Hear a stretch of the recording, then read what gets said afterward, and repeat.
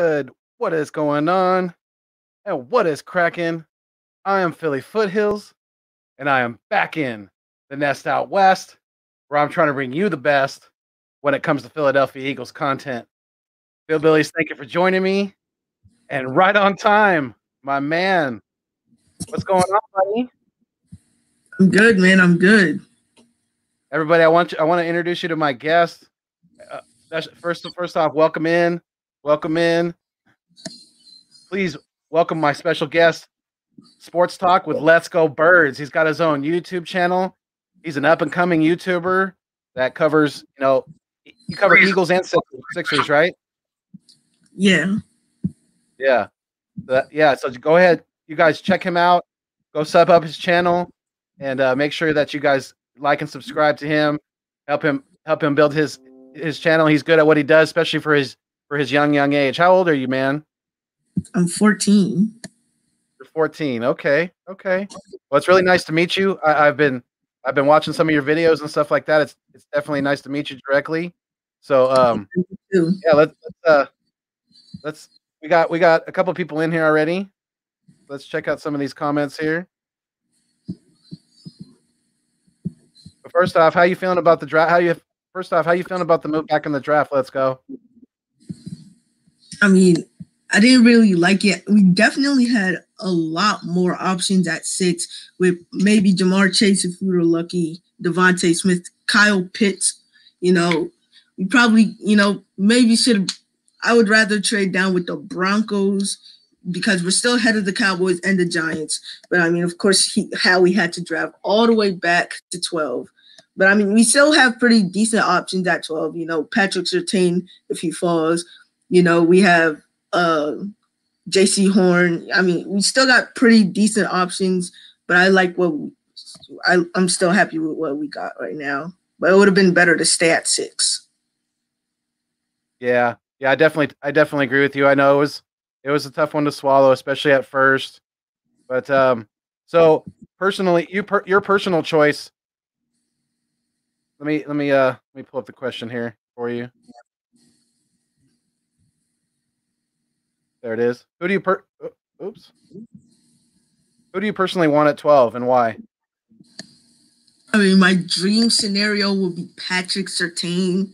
If the Cowboys don't take him or if the Giants don't take him, if we're lucky and he falls to us, because he's a very, very physical guy. He knows how to stay with receivers on routes.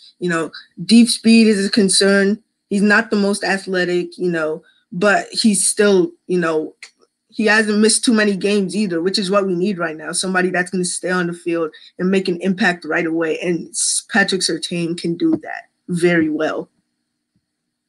Yeah, that's good. I mean, I can't argue with that at all. So you definitely you like Surtain over J.C. Horn then?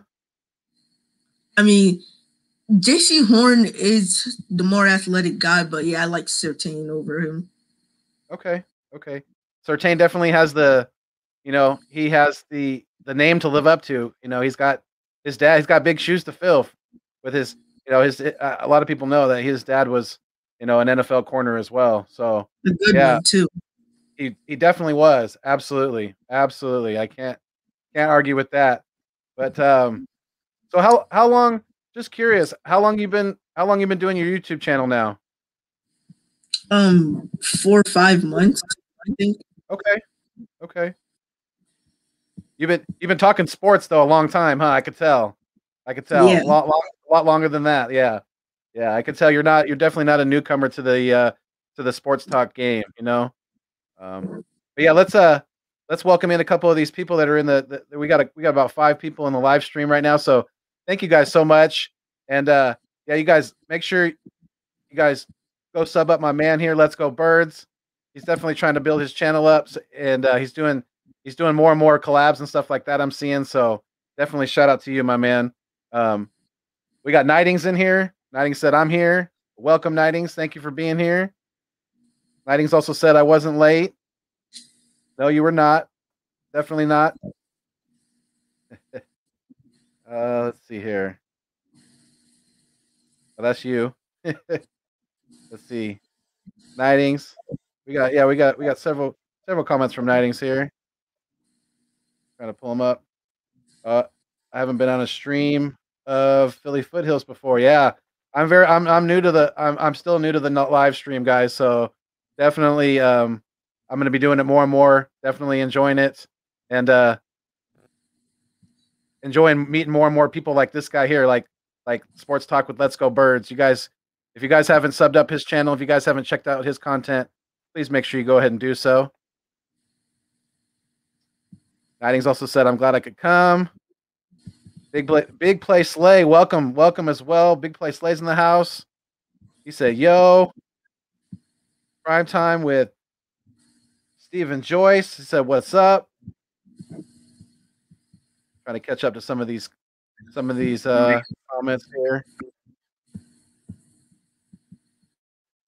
Okay, we'll get to some more of those in a minute here. I got some more questions I want to ask you. So the offensive line, let's go Birds. Let's talk about that a little bit. You know, we're getting older in that department. So how do you feel? Do we need to go younger at offensive line, and do we need to somewhat address that in this upcoming draft? I mean, if guys like Nick Bolton or Zayvon Collins are there at 37, I wouldn't mind trading back 3 or 4 picks to get Creed Humphrey, or even staying at 37 to get Creed Humphrey, because he is a very good heir to Jason Kelce. But we also have guys like Jack Driscoll, who could play guard, Nate Herbig, who we saw last year, who were very, very, very good, But the only position on the O-line that I think we need to, really address right now is Jason Kelce, because right now Creed Humphrey is the best option for that. And I don't know if next year there's going to be a good center like that. So, we got to strike as fast as we can. And Creed Humphrey right now is the best center on the board. And if we have him at 37, I'm definitely taking him. Okay. Creed Humphrey, remind me, what college is he from? Oklahoma Sooners, I think. Okay. Yeah, they tend to have good offensive linemen. So, all right, I'm gonna definitely check him out. Definitely, he's on my radar now. Let's see here, and I tend to agree with you because, we are getting older at the offensive line, but we do have some younger depth that can play guard and tackle. So I would tend to agree with you. I think center is probably the position that we need to address first and foremost going forward with the offensive line, because Jason Kelce is still playing pretty good football for his age, but it's never too young to think about. It's never too early to think about the future, and to start refilling the cupboard with some younger talent, especially at the center position, like you said. So I definitely like your answer, man. Good job with that. Let's see here. I'm gonna try to respond to some more of these comments here real quick.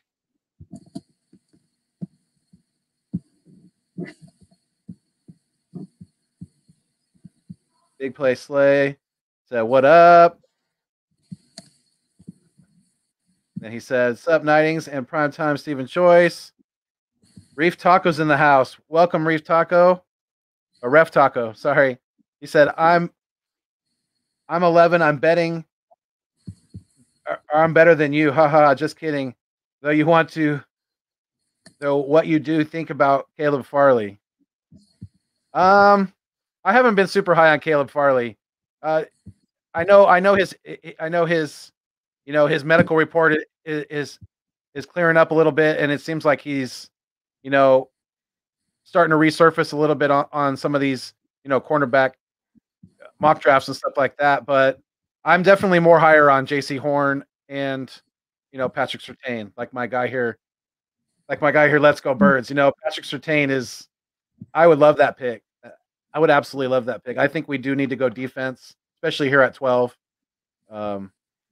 Yeah, defense wins championships. So, Big Play, Prime Time with Stephen Joyce said, he's just saying what's up to Big Play Slay. He said, man, you are young. All right, let's see if we can.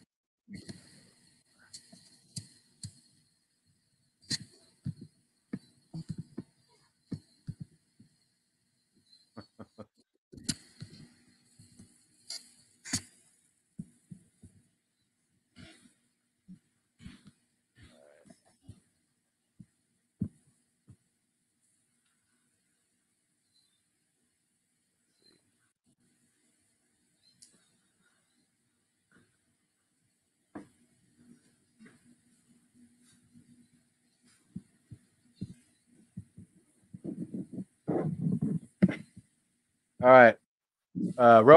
Romy one more said, "You think it's any chance we can move up to get Chase?"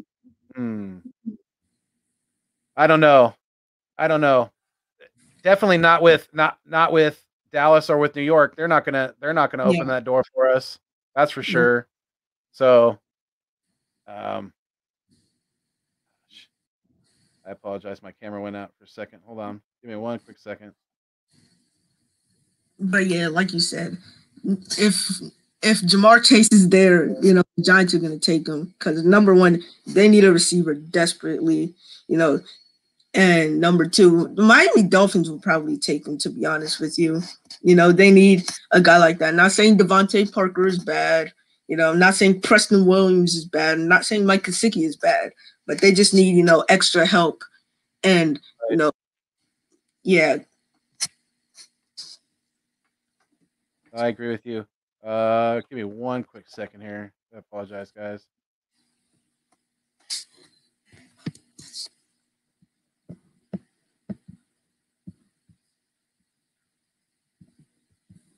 But let's see here.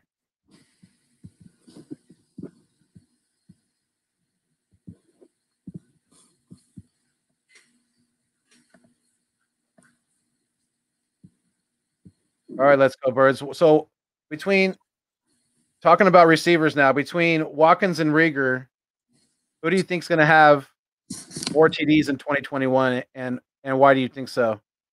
I mean, to me, it honestly depends on injuries, of course, because you got to stay on the field to score, and it depends on who we take in the draft. If we taking Devontae Smith, then but this is between those two.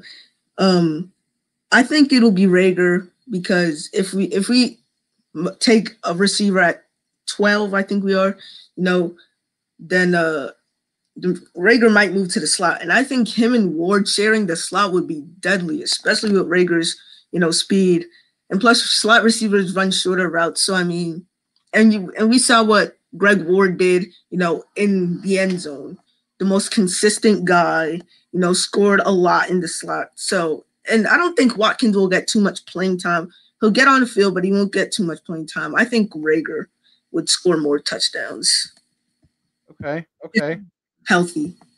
Yeah, definitely. I mean, obviously, health is always a factor. Definitely, especially with Rieger last year. He definitely had a hard time staying on the field consistently. So I'm gonna go Quez. I'm gonna go Quez with this one. I think Quez is gonna have a big year, and I think Quez has a chance to start on the outside.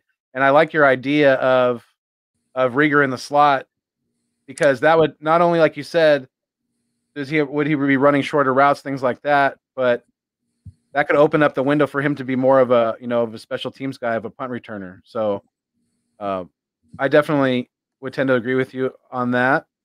So yeah, because I like what I saw out of Rieger, especially against Green Bay, of course, with that with that nice punt return. That was beautiful.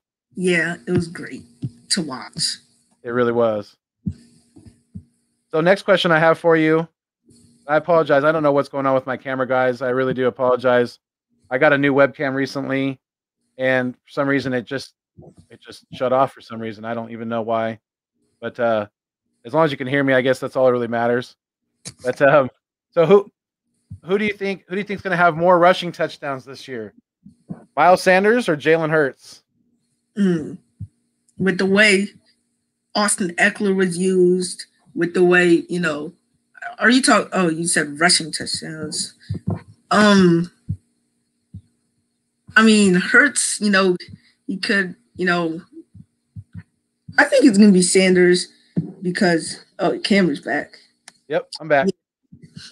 I, I think it'll be Miles Sanders because he's going to, I don't expect, 25 carries every single game, but I do expect about like 17 or 18 carries every game. So that'll definitely lead to some rushing touchdowns. So I don't think it'll be Miles Sanders. And I expect a whole lot from him. He's going to have to do a lot to carry this, offense with the young offensive line or the injury offensive line, and we don't have too much depth there. We have a lot of young guys back there, backing them up. We don't have too many experienced weapons. I think Dallas Goedert is our most experienced weapon right now, or Zach Ertz. And Dallas Goedert's only been in the league for like 4 years, so that's not very good. So Sanders is going to have to carry this offense a whole lot on the ground. I agree. I mean, I was glad to see because we're definitely going to need that more bruiser of a back, and I was glad to see Jordan Howard be re-signed for 1 year because we're not going to have that luxury.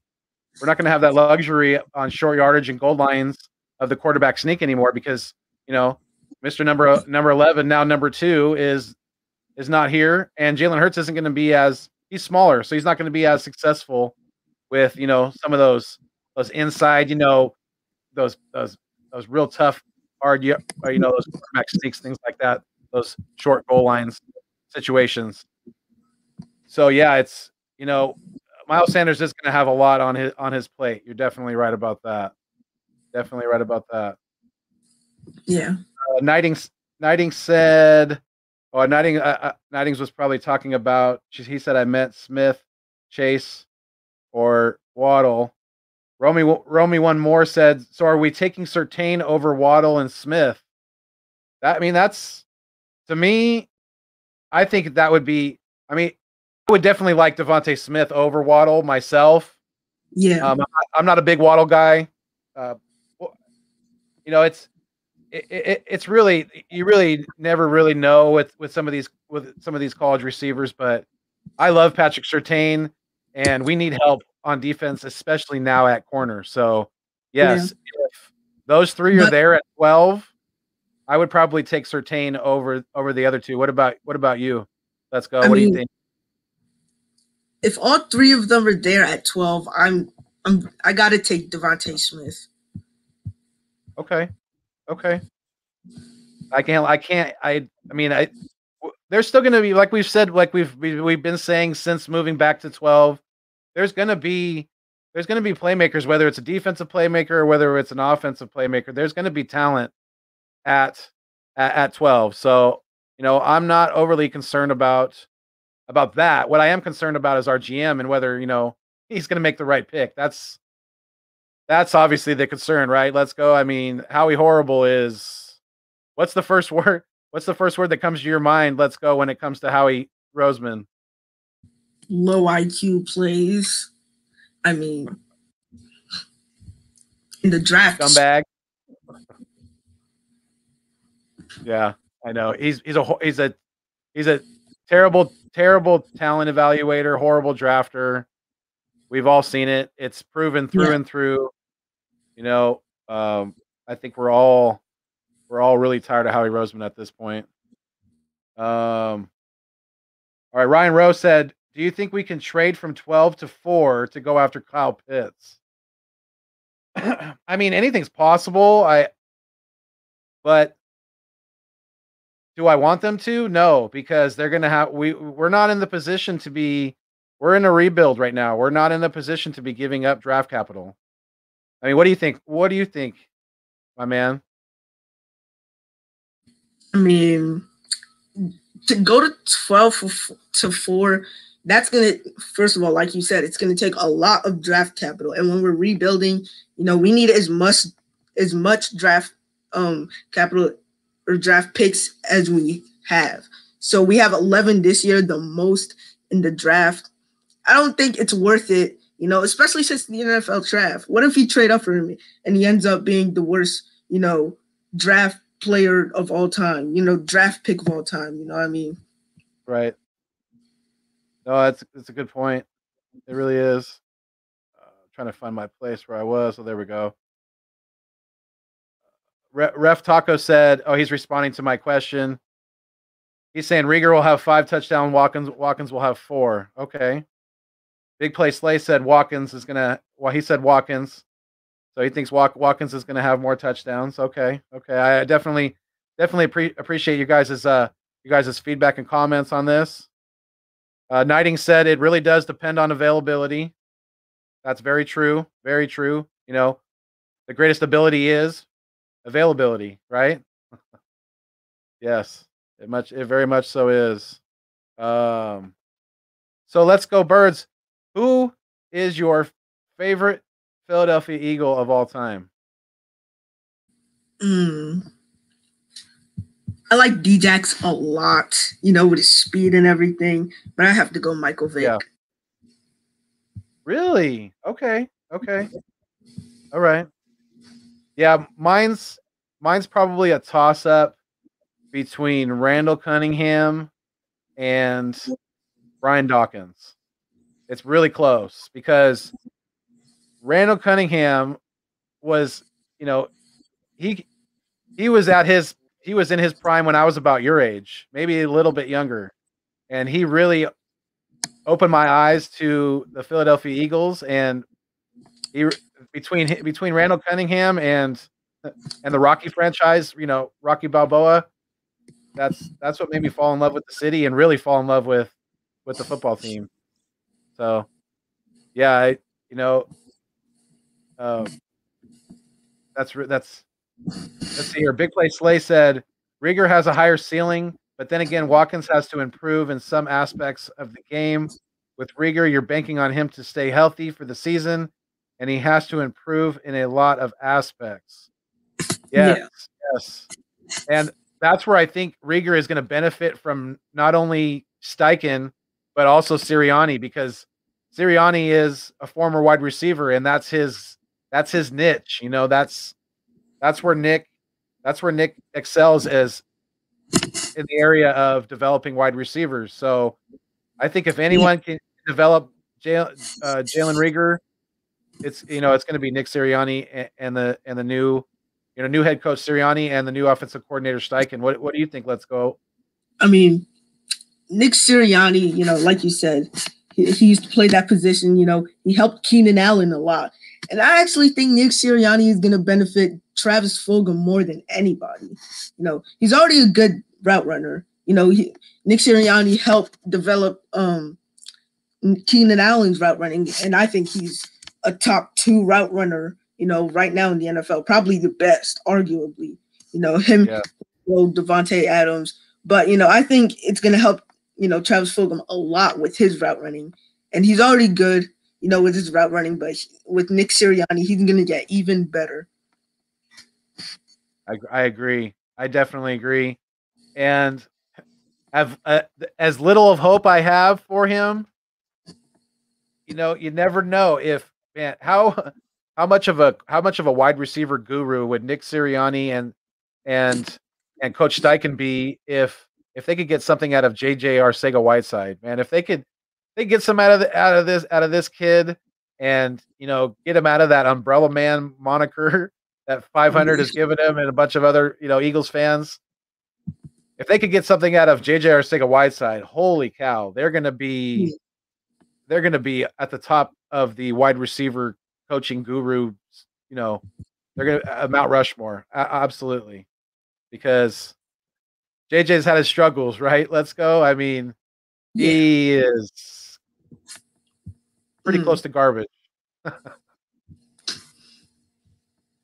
Yeah. I mean, let's see here. There's a couple other questions I was going to ask you. Let's see. There we go. So in the 2021 season, who's going to have more sacks in your opinion? Josh Sweat, or overpaid, underproductive Derek Barnett? I'm trying not to mislead you on your answer. I mean, Josh, I've liked Josh Sweat for a long time. I think it was probably like 2019. I liked him a lot, especially in the pass rushing. I mean, and he's more productive. Last year, yeah, Derek Barnett didn't play a lot, but he was the starter, and Josh Sweat was close to having more sacks than Derek Barnett, who is, yes, like you said, overpaid, underproductive. He doesn't do much, and he barely even can stay on the field. Now he did, right. In 2017 help us win the Super Bowl a little bit by recovering that fumble, but still, like he barely does. Josh Sweat does a lot more for being a backup.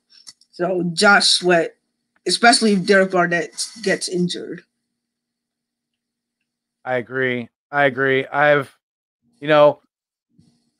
Some people are still holding on to hope for Derek Barnett, especially because of his age. It is only 20. Yeah. I think he's only 24 now. He came into the league at 23 or 24. Yeah, he's still really young. He came into the league at like 19 years of age. So,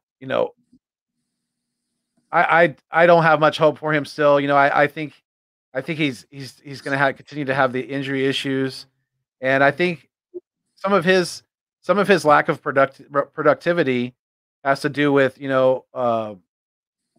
sometimes I question his mental strength, because he has made personal fouls and stuff like that, late hits out of bounds, things like that. So there has been things along the way that have made me question his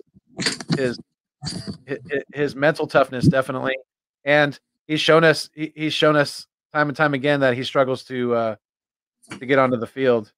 But yeah. So I just put in the comments the link to join the show if you guys are interested. I see we still have about six people in the live stream. So if you guys are interested in joining the show, which it looks like we already have one, let's go ahead and welcome in Big Play Slay to the show. How's it going, guys? What's going on, Big Play Slay? Welcome into the nest. Doing good. I just been staying at the chat for a while. Yeah. Welcome in. I definitely appreciate you you coming in and joining us, and joining my guest here. Let's go, Birds. You got sub them up. Yeah. So Big Play Slay, who do you think we should be drafting at 12? J.C. Horn from this point on. Okay. Yep. But that's definitely if we stay at 12, right? Obviously. Yeah. So you like J.C. Horn over Patrick Surtain? Oh yeah, I'm a big Horn fan. Him and Farley are my two guys. I think I like Farley just a tad bit more, but yeah. Okay. He is a Caleb Farley stan. You guys have history, I take it, huh? Oh, he's on like Farley. If he was like fully healthy for most of this year, like last year, he'd be margins past this cornerback class. Okay. Yeah. Okay. He just needs to be there. That's the only concern with me. What's the only concern? His injuries. Yeah. With Farley, yes. I definitely agree. So who Big Play Slay, who do you think is going to have more sacks in 21? Josh Sweat or Derek Barnett? I think Josh Sweat will have more sacks this year. Okay. It just depends on the health concerns and if he's going to last the full season. Gotcha. They both have injury concerns, though. Yeah. They do. Yes. I definitely like. I think we've seen Derek Barnett's ceiling, but I don't think that we've seen Josh Sweat's ceiling yet. So I am really excited to see the growth and development of Josh Sweat, especially with the new, defensive line coach, Coach Rucker. I think he's going to bring a new energy and a new a new mindset and a new philosophy to the defensive line, especially, and get these guys going in the right positions, things like that. And definitely excited for this defense, because I think we're gonna catch some people off guard this year, especially at the beginning. Yeah. But, big play. Who do you think is going to have more touchdowns, Sanders or Hurts? Sanders, by a good margin. Okay. Definitely, if he's used the right way, right? If he gets his touches per game and he's able to stay on the field consistently. Yeah. I feel like most of the players that were supposed to break out last year, I think they'll be used better this year, but they'll still be productive in a way. Okay. And let's see here. Who is my favorite Eagle of all time? What's that? No, I'm just reading the question. Oh, okay. Well, that's actually what I was just about to ask you. Who is your favorite Eagle of all time? I think I'll have to say Brian Dawkins. Okay. Now, Big Play Slay, do you have your own YouTube channel? Yeah, I have my own YouTube channel. I'm there regularly, but you can catch me there. All right. Yeah, you guys make sure you guys go check out Big Play Slay, definitely. And you guys sub them up. We're always trying to pay it forward and make sure that we all kind of take care of each other and help each other grow and succeed. Definitely. Yeah, the YouTube community is really growing. It really is, especially since the pandemic, right? I mean, a lot more people are home and have extra time, things like that, to start doing more projects, things like that. Yeah. But the offensive line, Big Play, do you think we need to start addressing that, and should we address that in this upcoming draft?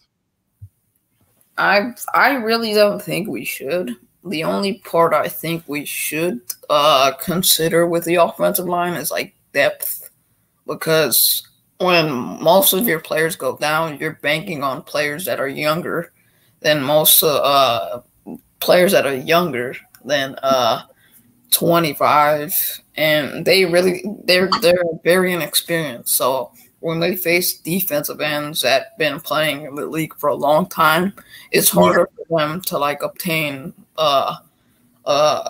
experience in the NFL. Yeah, definitely. It's gonna be interesting to see kind of how things play out, because we are getting older on the offensive line. Lane Johnson's not getting any younger, and Derek Brooks or Brandon Brooks, I should say, is coming back from injury as well. So, and he's had definitely his list of injuries. So we're definitely going to have to, somewhat address the offensive line, whether it be, in this draft in the later rounds, or next year with some of these more top end draft picks, because we all know in this league, if you can't protect your quarterback and you can't open run lanes for your running back, then you're not going to be very successful. So, yeah, that is facts right there. Definitely, you guys, Big Play Slay. I definitely appreciate you coming in and joining the live stream. I definitely appreciate it. Thank you for having me, man. Yeah, the other day I did my very first live stream, and when I interviewed Tay Gowan, a cornerback for University of Central Florida.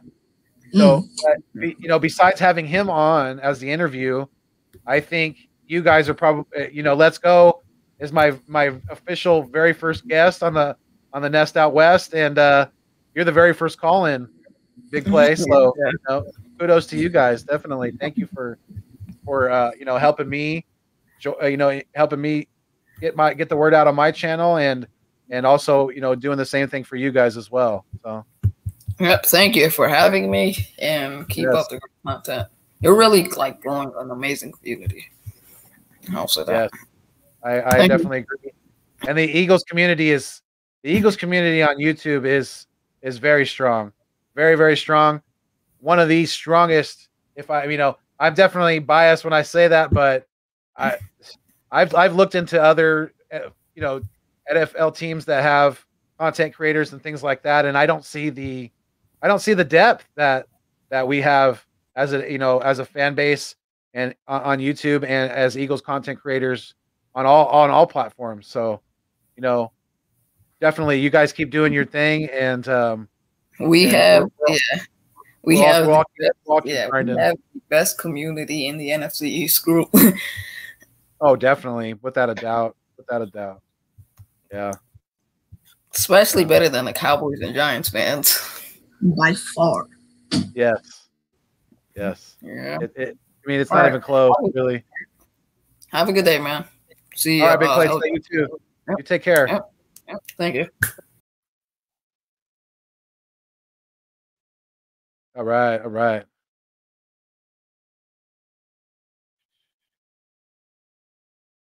So do you play sports yourself, my man? Yeah, I play football. I'm a wide receiver. Okay. Yeah. What number? What number? Let me try to guess your number. 83. No. Way off. It's a single digits. Oh, you're a single digit receiver? Okay. You're number 3. No, I'm number 7. Okay. Oh, Michael Vick. I should have known. Yeah. That's cool. So do you play like for a rec league or? No, I'm about to start playing for my high school. Okay.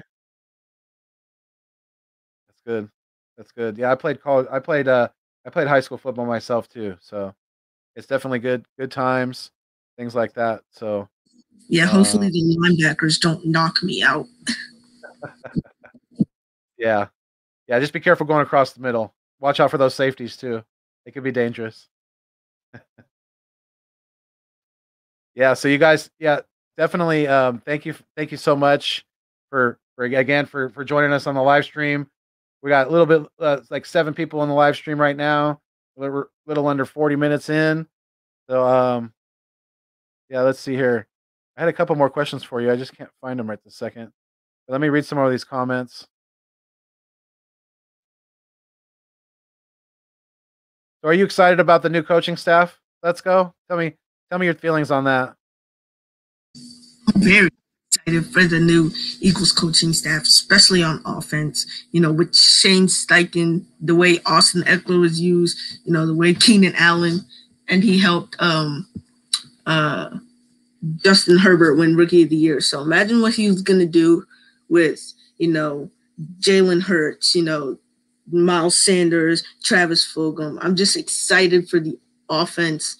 The defense, I don't know too much about, but, I'm very confident in this offensive coaching staff. Yeah. I am too, especially with what Steichen did in LA with Herbert, and especially with Sirianni and his record, what he was able to accomplish with the Colts, and they had a pretty good team last year. So yeah, I'm excited too.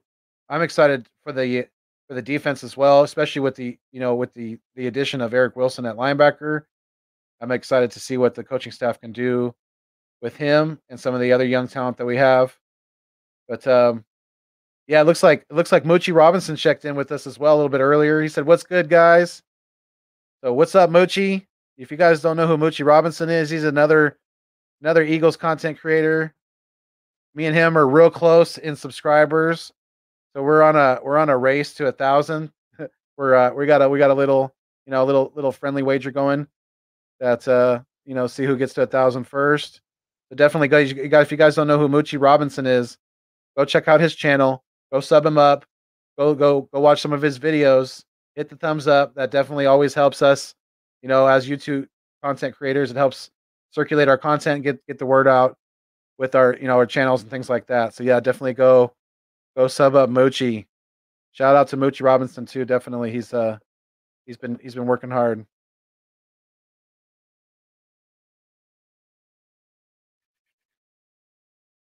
All right. Let's see here.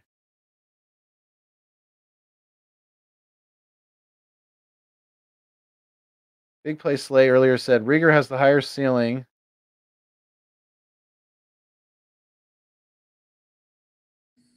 But then again, Watkins has to improve in some aspects of the game with Rieger.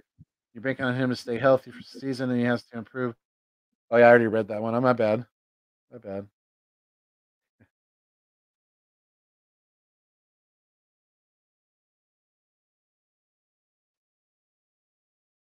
All right, let me go. Let me get back to the top of this comments, guys. I apologize.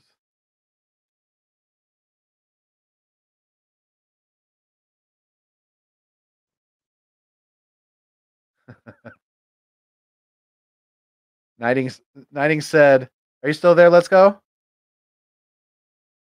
Oh, I might have lost him. But Knighting said, "LGB, I need your jersey." Haha. Then Knighting also said, "You need a mixtape too. That would be nice." Big Play Slay said, "Innovative team. It's a really good culture that's been implemented from this point on, and we have a substantial amount of picks." Yes, we definitely do, Big Play. We definitely do. Let's see here. But are we? That's another question. Are we going to use all our picks? Are we going to? We have 11 picks, and we still have Zach Ertz too, so we could possibly pick up another pick. Are we going to be using all these picks in this upcoming draft? That's another key question we need, to talk about. Another one I was going to ask. Let's go, but it looks like I might have lost him for the minute. Let's see, maybe if I move him. Oh, is this really my man? Bashir Randall, what's going on, my dude? Yeah, can you hear me? Yes, sir. I can hear you. What's going on? How you doing, my friend? Man, I've been so busy with school, man. I ain't have no time to do YouTube, bro. Like, this is probably my first time being on YouTube in, like, I don't know, like, weeks, bro. It's good to hear your voice. And you know what?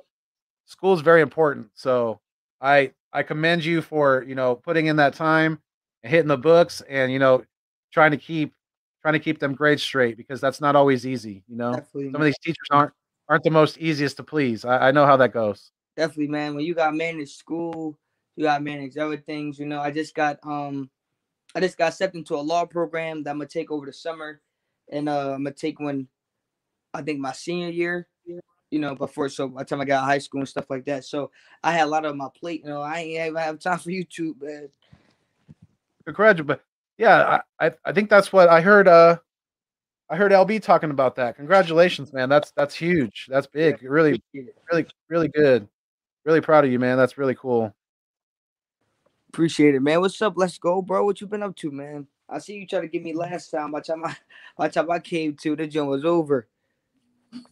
Yeah, it's good. It's good. Just been grinding on the end on YouTube. What y'all think about this draft, man? I'm just like, I don't know, man. Is Jalen Hurts the guy? Like, so many questions, so many questions, bro. So many questions. There are so many. There's so many questions, and there's a lot we have to. There's a lot we have to address, and I think the defense definitely has to be at the top of that list. When it comes to this draft, because especially at 12, I think we got to go corner. What do you think, Bashir? At 12, I mean, it all depends who there. Like, I mean, J.C. Horn is a dog. Like, if we could snag J.C. Horn, I would definitely get J.C. Horn. But if Jalen Waddle may be there, if a guy like Devontae Smith might be there, although I think Devontae Smith won't get past the Giants. I mean, but if he do, I take Devontae Smith. But if let's say Waddle there and J.C. Horn, I might have to go Jalen Waddle. We need another receiver because Jalen Rager. Let's say he didn't have the impressive rookie season that we all expected. So, Yeah. I think Jalen Rager and what's the other dude named Jalen Waddle can do a lot, especially Jalen Waddle who could play inside and out. He's not that tall, but he's very fast. He got a lot of explosiveness, speed. He got very good hands. So I'll take Jalen Waddle at 12. But if J.C. Horn there, and there's someone like J.C. Horn and let's say Devontae Smith and Jalen Waddle not both are gone, I'm taking J.C. Horn. That's my first. Okay. Yeah, I'm probably I probably tend to agree with that. I know Let's Go is more on the Patrick Surtain train, but Mm-hmm. I think either one of those picks would be good, would be a good fit for the Eagles, and would be a great fit on the opposite side of big play Slay. You know, J.C. Horn, I love his physicality, and Patrick Surtain, I mean, his game's tight too. So Yeah.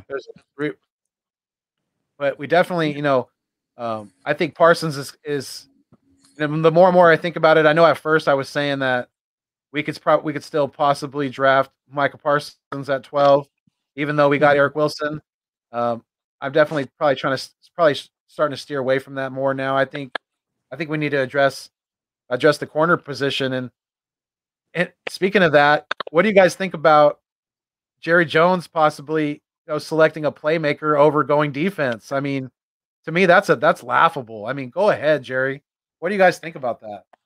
I would love them to do it. They ain't never gonna get a Super Bowl, but Right? it ain't my problem, like for and I was never on a Kyle Pitts train concerning the fact that I always think that like with the whole Jalen Hurts thing, they're very, let's say, it seems as though they're behind Jalen Hurts, although there's very many sources coming out saying we looking at quarterback and stuff like that. It seems as though they're very in on Jalen Hurts. And from what I'm saying to everybody, you want to take Kyle Pitts. What does that leave Dallas Goedert? I mean, Dallas Goedert is a tight end, so what you gonna just draft Kyle Pitts and make him play receiver and tight end? I don't think it could work. I mean, it can work because we run 12 personnel, but once we don't run, let's say we run 11 man, that means Kyle Pitts gonna be off the field. So it's not smart. But if Jerry Jones Right. want to take at me, he could take it all he want. I mean, I don't care. Yeah, what do you think? Let's go. What do you think about that? I mean, I thought they were, going to take a guy like Rashawn Slater, a need, I thought it wasn't going to be like last year when you took a weapon, when you didn't really need one, like CeeDee Lamb. But I mean, like Bashir said, if they're going to do that, I mean, you could do that. We still, we're going to be smart and draft needs, positions that we actually need. Right. And we got more than enough draft picks to get them. We have 11. Like Yeah. we have the most, and I believe in the entire league. So you could definitely package like 3-4 draft picks and a player to get back into a round or something like that. So we gonna need all the draft picks because there's a lot of holes on this team. Like I think you definitely gotta invest in a center position. You gotta look at possibly a receiver. Like my first 3 picks would go. For our first 3 picks, if Jalen Waddle's not there and Devontae Smith, it go J.C. Horn in the first round. And the second round, I'll possibly try to or at least late first, I'll probably try to get in the late first round and take Jeremiah JOK, the linebacker from Notre Dame. I'll probably get him. And then by the time third round come or whenever our next pick come, I'm looking at a center, like more so the dude I think his name Hunter something from Alabama. He's a center. So I'll more so that'll be my first 3 picks. Wide receiver, corner, linebacker, then center are 3 needs that we need right now. And if we get those guys, I think the team could be good. I think potentially down the line we got a lot of future with this, like Quez Watkins, Hightower, stuff like that. We're gonna be good. I'm not all this media giving us no love, bro. I'm not worrying about them, bro. Like that stuff don't mean nothing to me, bro. As long as Jalen Hurts play good, we will be good. Doesn't matter. Yeah. And and I like those picks. I can't knock those too much at all. I would probably go. I'm leaning towards corner at 12, whether it be Horn or Surtain, Mm-hmm. and then in the second round, I would love the receiver. the kid out of LSU. Oh, Terrace Marshall. Yeah, Terrence Marshall Jr. Mhm. Yep. I think he would look. I think he would look. I think he would be a great fit in this offense, and I think he would ball out with Jalen Hurts, throwing him the ball, getting him the rock. So, but it's all about right now. We all know that there's going to be talent there, but it's all about our GM, and we don't trust him any further than we can throw him, right? By sheer. Yeah, facts, man. I don't trust Howie at all, man. Yeah. No Eagle. I don't think any Eagles fan do at this point. And if you do, you're probably delusional, or you've been living under some kind of rock for a while.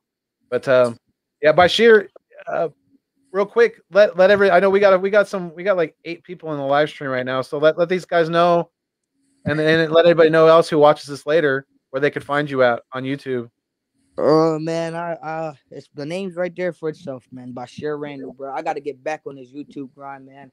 I've been so busy with school and all that stuff, so busy, doing stuff with school and all that, bro. That I lost complete track of YouTube. That I just had like a whole, block.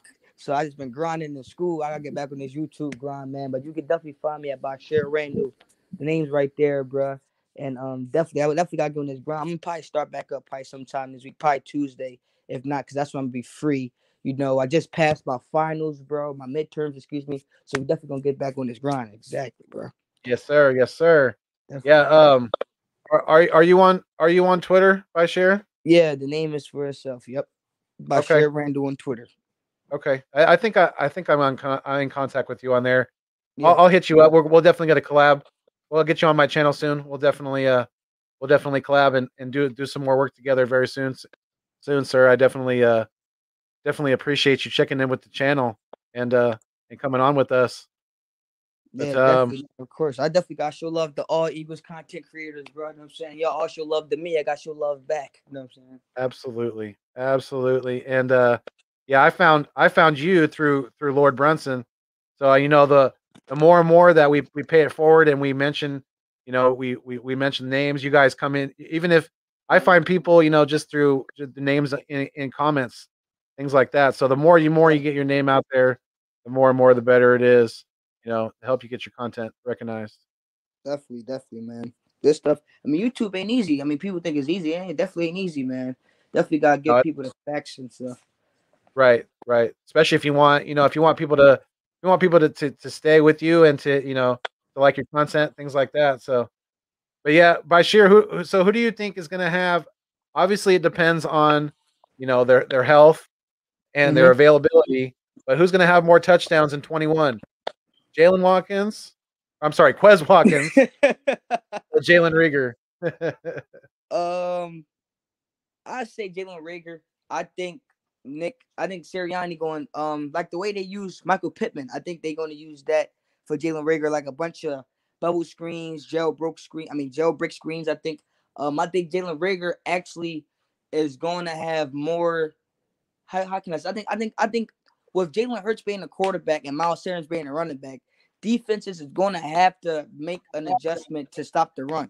So regardless of whatever you do, you're going to have Jalen Rieger with a possible play action over the top. And Jalen Rieger is so fast that most linebackers or corners can't stay with him, that he could just burn whoever's on him. So I think Jalen Rieger might have. I got Jalen Rieger having like a 900-yard season, probably like 10 touchdowns. I think Quez gonna be right behind him. I think Quez probably gonna have probably like 600-700 yards, probably like 7 touchdowns, something like that. I think everybody's gonna ball out this year, bro. We got new life, new energy. I think Jalen Hurts got to prove a lot of people wrong. Although he got to prove me wrong because I don't, I'm not a big. I don't want to say I'm not a big fan of him, but over 4 games I wasn't, like ecstatic to where I'm like, oh yeah, he's cool. He QB1.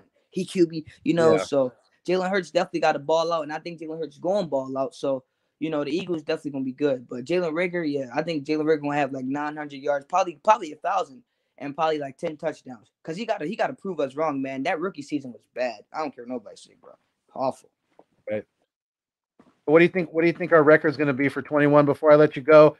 Because I got another person in the waiting in the back there. So before I let you go, Bashir, What do you think our record's going to be for this year? It's 17 games, right? Not 16 or more. Yes. Yeah, we're playing 16. Yep. 11-6.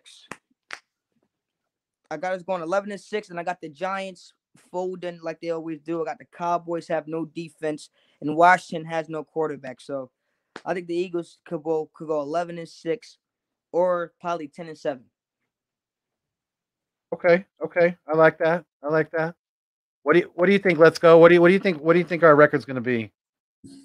I mean, the stats or whatever say, we have the easiest record, the easiest schedule. I can understand why you have a 11-6 last year, but I mean, I'm not too confident, in this defense. I mean, I'm confident in Jalen Hurts for sure, because that confidence that he's displaying right now and the young guys we have, we're definitely gonna fight, But I don't know about 11 wins, maybe 9-8 or 10-7. But I mean, I don't know about 11-6. I mean, if you look at it, I mean, we got some pretty good games, pretty tough games and stuff like that. But I think the Eagles gonna pull it out though. 11-6 is going to mean we're going to have to probably beat either Kansas City or Tampa Bay, and that's going to be tough either way. So, yeah, I think 10-7 is probably our ceiling. But yeah, you guys, before I let him go again, make sure you guys go check out Bashir Randall. He's an up and coming YouTube provider. I know he's been busy with school, like he said, but he's always going to be grinding. He's always going to be there. And yes, I'm glad you came on the show, sir. So thank you so much for joining us. I definitely appreciate it. Definitely, man. Hit me up. We can run it back. Definitely. Absolutely. You take care, young man. All right, fellas, and kudos to you and all your accolades there. Thank you. Let's go, yes, bro. Sir. Hit me up, bro. We could get it running again too, bro. Yes, sir, bro. Good to hear you, man. Be safe, Absolutely. Bro. You too, Bashir. Be safe. All right. Let's go ahead now and welcome in Mr. Moochie Robinson. What's going on, Mooch? What's good with you? What's up? I'm so glad you came in, man. I definitely glad to see you. Glad to hear your voice. And how you feeling? How you feeling about, who would you personally want at 12? Who do you personally want? A lot of mixed emotions. I mean, 1 minute I want Jalen Waddle. Next minute I want Jason Horn. Then I want Kyle Pitts. But I don't know. Anything could happen at the draft, because the last minute, very at the last minute, even if something comes up, a phone call, they might switch up something. They might think of something else. I mean, then again, we dealing with Howie Roseman. Howie Roseman can get a lineman for all we know. So it's tough. Yeah. This is what it's going to be like for Howie if he picks if he picks a punter at 12. No, I don't think he's picking no punter. I think that's just a joke. I'm just messing around. Oh, okay. No, but the Eagles fans will be like, yeah. I mean, Howie's going to be in for some. He's going to be in for some trouble if he doesn't. He's got to be. I mean, Howie's got to be on the chopping block, right? I mean, if he doesn't hit this draft out of the park, he's got to be on the chopping block. He really does. I mean, he's just worn his welcome way too thin with Eagles community, right? With the Eagles fan base, right, Mooch? Right. Shout out to Big Play Slay. What's up with you? Again, mixed emotions, because I mean, we got new coaches. I'm liking Gannon. I like how he doing his 4-3 defense. I like Nick Sirianni. I like what he's doing, or how he's portraying himself. But the only other rumor is they keep talking about this other quarterback. Like I got the hat on from LB, Hurts season. You know what I'm saying? Like, that's what it is right now. Oh, he's got the Hurts season hat on. Yeah. My joint just came in. You know what I'm saying? I got the LB logo on the side. You know what I'm saying? But we got it. Yeah, we just gotta keep it neutral. You know what I'm saying? Like I don't know, it's just mixed emotions. Like, I just got finished lifting weights, so I feel good. It feel like I'm playing for the team too. But again, getting that workout in. Yeah, everything is going to be like everything gonna come into fruition. You know what I'm saying? Like y'all was talking about, far as the, I think it's gonna be like maybe 10-7. I'm always hopeful. Like when it becomes beginning of the season, until I see the first game going into the fifth game to see how the all the game, how the change up or how the gameplay is. That's where I have to determine on where we'll go. But other than that, I don't know. It's just I don't know. We gonna get it there though. You know what I'm saying? Yeah. Yeah. Yeah. Absolutely. And so, let's go. What do you think?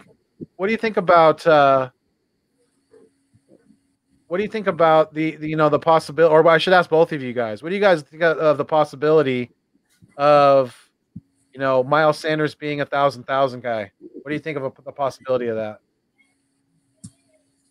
I really, really like, the odds of that happening, because Hurts might, pass it out to the backfield a lot, and with Miles Sanders' big playability, as we saw last year, 74-yard touchdown against the Saints, I think it was, another 70-plus rushing yard play against the Steelers last year.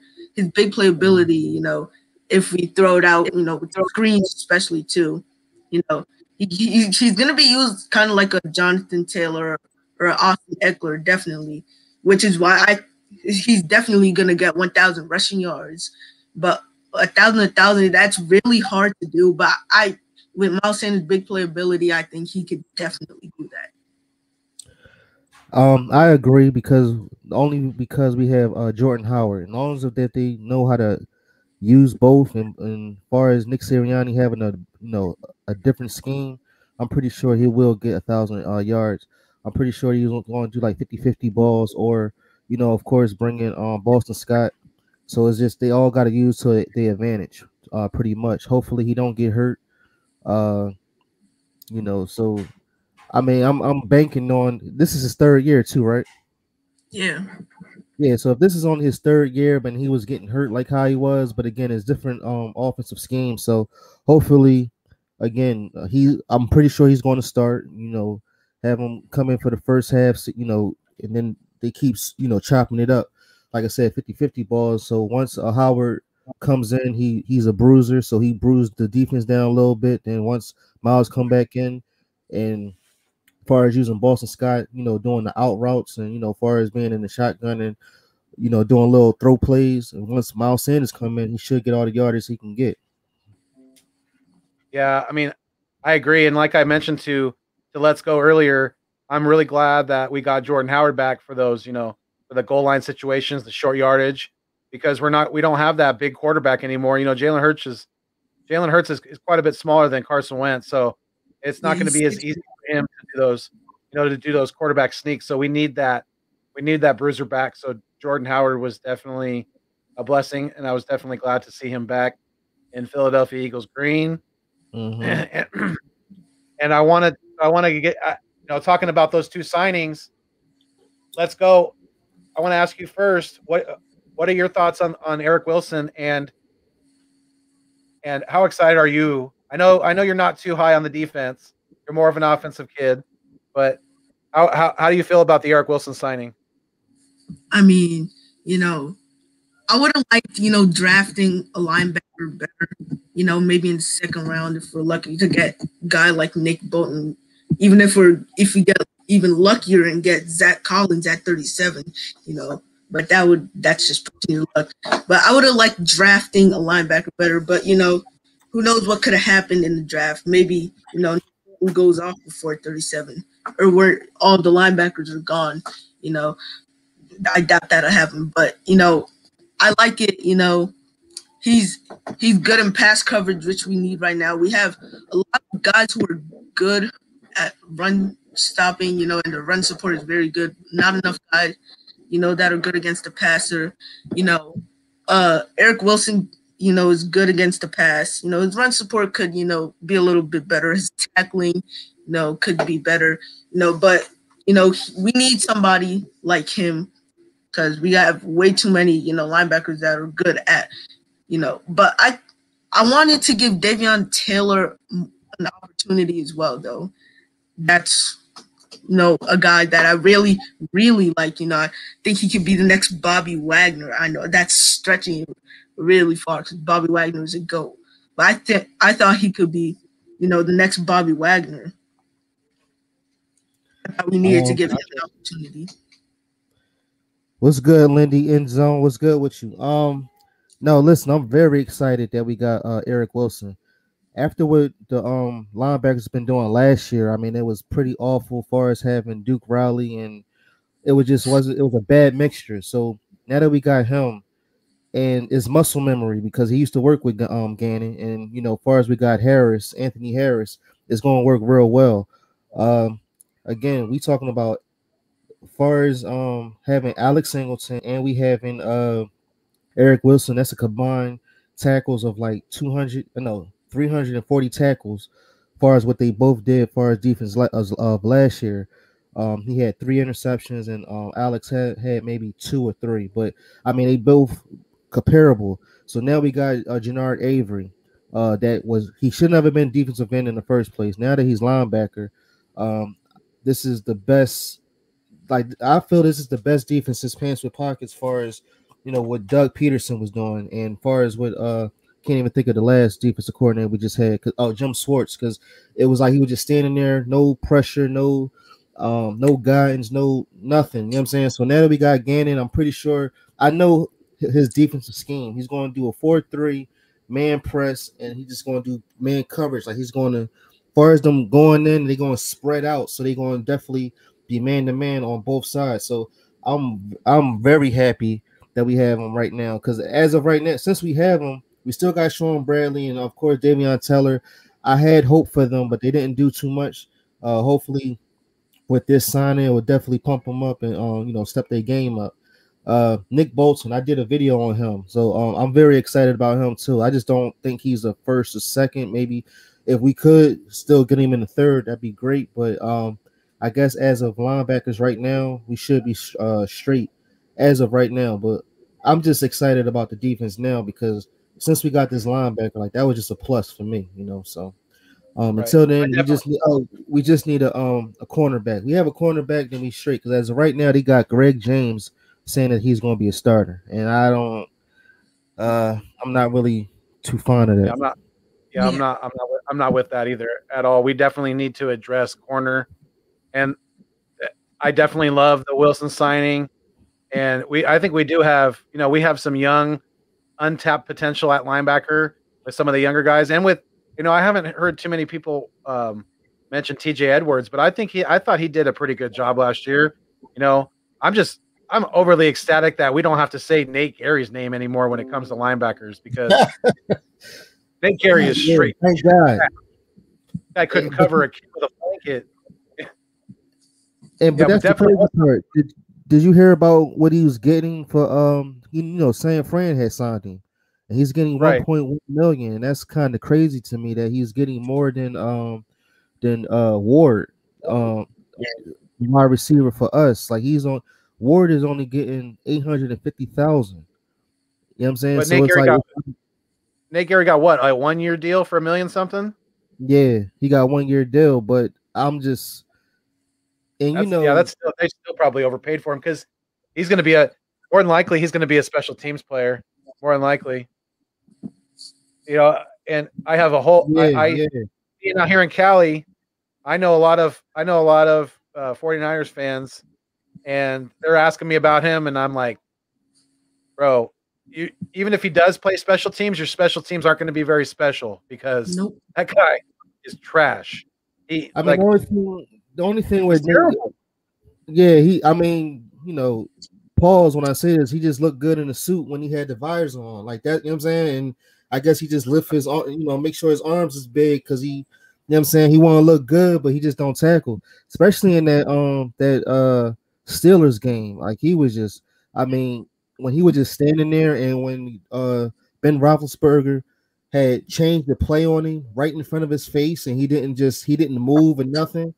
Like when I tell you I was upset about that, like I was literally looking at the game, and I was like, I knew something like that was gonna happen. I'm like, Nate, just back up, like loosen yourself. But he was just so stiff You know what I'm saying? Yeah. So Yeah. And that, you're right, Moochie. I definitely think that we're really all we're missing at this point is a corner. And if we get J.C. Horn or Surtain, to me that gives us our other guy who can press on the outside. And I think they both can hang with some of these top end receivers, in the league. But we're gonna have to see. It's gonna be interesting. But what do you guys? I want to get your guys' thoughts on, about the whole Deshaun Watson thing and the rumors of possibly the Eagles being interested in him. What do you? Let's go. Let me get your take first, and then Moochie after you. okay. Like Lindy Endzone said, I don't know why they're trying to keep these rumors alive. First off, she's getting, framed on all of this. They're just trying to ruin him since he doesn't want to play in Houston anymore. I don't know why he would do that. I don't know why they would do that, But I mean, I don't think he's going to do that. Now, if this, getting 11 picks always just to trade for Deshaun Watson, which I wouldn't be mad at, if we got him. But it depends on what we're giving up to get him. But if it's a lot of picks, then sure, I wouldn't be mad. But if it's all part of how we master plan to trade down to 12, get all these draft picks traded for Deshaun Watson, I mean, it wouldn't be too bad. But I just hope we don't give too much, valuable players in that trade. But I don't really know about this. My thoughts is just to keep him where he's at. Again, it's hurt season. I feel this is what's going to happen. Let's just say if we did get Deshaun Watson, will he take us anywhere? Of course he would. But if Hurts was to leave and go to the Texans, he would do the same thing. Like I was going to do a video on this, right? But it's just like saying like Hurts is really a first rounder at the end of the day. So just like when Carson Wentz came in 2016 and Goff came in, he was the number 2 pick. And when he came in with his first year, he was like, what? We went 8-8 or 8-9. And Doug Peterson kept going after him, saying he didn't follow on his back step. He didn't throw right. He didn't read the coverage, man 2, man 3, coverage right, this, and third. Like he was coming at him. And my thoughts was, who are you to say this? I mean, I understand you're the head coach, but you didn't do so good as a quarterback either. So this is what my point, what I'm trying to say is just like when it was Dak Prescott first year because he was in 2016 too. When he came in, he was a 4th rounder and everybody was like, oh snap, like he's a 4th rounder playing this well as a 1st rounder, and they was comparing him and Wentz. Now, obviously, us as Eagles fans, we kept saying Wentz is better, but at the end of the day, when I was looking at the gameplay, I was like, oh man, Dak is nice. And for far as Dak being a 4th rounder and getting the money that he got as of right now after getting injured, he got taught from Jalen's pop. So that's why I understand why is nobody not seeing this. Like if he got taught by Jalen Pop and they both got trained by both people, by Jalen Pop and Brian Johnson. And I don't understand why Brian Johnson he's working with us, why he's not saying, listen, this is our guy. We don't need to look at other quarterbacks. But at the end of the day, I guess that's his job. He got to look at other quarterbacks. But I guarantee you, if he goes to another team, Jalen Hurts, if we was to trade him, he would be phenomenal wherever he goes because he's going to prove a point sooner or later. He proved it from Oklahoma and Alabama. He's going to prove it in the NFL because, again, we only seen him in 4 games. I'm getting tired of everybody saying, well, he only played 4 games. He was horrible here, this, and the third. Well, again, imagine 17 games. He's going to do something. I mean, obviously he's going to mess up, but if you look at his resume of what he has done until now, I mean, he's hungry. It's just that we're going to talk about this all the way until the season starts. So until then, I mean, that's what it's going to be. Absolutely. Yeah, and it's going to be interesting. That's for sure. But let me definitely shout out to Lindy Endzone for chiming in on the comments there. A shout out to looks like Jay hit me up. 87 said we need a safety too on the other side of Harris because Rodney is hurt, and obviously he means Rodney Rodney McLeod. So yeah, I mean, we do got another safety though. We got a safety from Tampa Bay. Yeah, Andrew Adams. I think Yeah, it's Andrew right. Adams. So Yeah. we should be good on that. And you know, when we got Kavon Wallace too. Speaking of safeties, you know, I'm definitely excited to see Kavon develop, especially under Gannon's. You know, Gannon knows how to develop DBs, so and he's gonna get that kid going. And Kavon is a smart kid, so I think he's definitely got a lot of upside. What do you guys think about Kavon Wallace? Well, before I say that, he's nice, and we got Maddox. I would keep Maddox at safety too because he was very good at safety. But when you put him back at corner, his legs was all over the place. He was jumping around too much. Like he just wouldn't stay. He couldn't stay with you, you know. But Kavon Wallace, he just got a chip on his shoulder. Like he still got to show something. Man, he got the right attitude, but he wasn't as physical, or I guess he didn't think that it was going to be what it was for his first year. But I'm pretty sure he's getting stronger. Now that he knows his first year, I'm pretty sure he's going to come back and do something. Yeah, I mean, I think we're good at safety for right now. I mean, we'll see. It's going to kind of be interesting to see how the Eagles how this draft plays out. But what are your thoughts, Mooch, on our? What do you think is going to be our record for the 2021 season? What do you think? Again, I'm gonna be biased, but I'm saying I think we're gonna be 10-7, if not 10-7. Well, no, I'm gonna say this: if we don't be 11-6, we're gonna be 10-7. So you're saying 10-7 or 11-6? Yep. Okay. I like that. I think I think our ceiling is probably more like 10-7. 11-6 to me that means we're probably going to have to beat either Kansas City or Tampa Bay, and that's not necessarily going to be super easy, but we'll see. It's going to be interesting. You gotta remember this too. We just don't, because again, I don't know how Gannon's going to do it, but just like with the season with the Steelers, like they was phenomenal, but until they got to that Browns game, the Browns defense just turned up, and you know what I'm saying, and beat them. So you just never know what the turnaround can be, or Jalen Hurts, he's definitely got a lot to prove. He's going to prove to his haters, this is why you should not trade me, or this is, since y'all want to talk about me, this is what I'm going to do. So I mean, until then, like I said, until September comes, we'll see what's next. Yeah. And Jay hit me up. 87 also said, focus on D Watson for next year.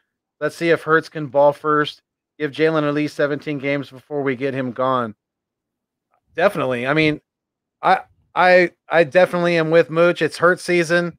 We have to give this kid his chance, give him his fair shake, and let's see what he could do, because I think Jalen Hurts he's got the mindset, he's got the physical ability, and hopefully he's going to have the talent around him to do big things next year and to prove a lot of these doubters wrong, because I'm seeing more and more Jalen Hurts doubters out there. The more and more I dive into social media, the more and more I see them out there, and I definitely think they're going to be wrong. I think Jalen Hurts is a talented kid, and I think he definitely needs his fair shake. But yeah. I mean, again, yeah, go ahead. Well, no, I'm just saying, again, we got to see what he's going to do, because it makes no sense to just trade him now. I can see if you trade him next year or give him 2 years, but at the same time, it's like if you trade him now and if you do good somewhere else, of course we're going to blame this on Howie. So, I mean, I'm pretty sure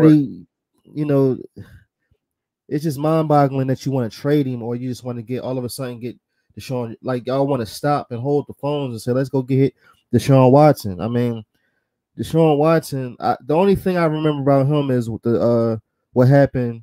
You know, he had hit a woman in a club before he got drafted, and then that went away. So they're gonna use that against him. And then all of a sudden he wants to get traded. He's been in the league for what, 4 years, and all of a sudden now these women are coming up saying something. I mean, I don't, I don't understand that. Very skeptical. Yeah. Yeah. So, let's see. I asked Let's Go earlier, Mooch. The offensive line's getting older. So do you think we need to somewhat address the offensive line in this coming draft, or do you think we can wait until 2022? Oh no, we gotta fix the line now. Again, Jason Peters is I can't believe he's still on the team, and I'm surprised that nobody didn't address it, because as far as Nick Sirianni said, you got to be held accountable.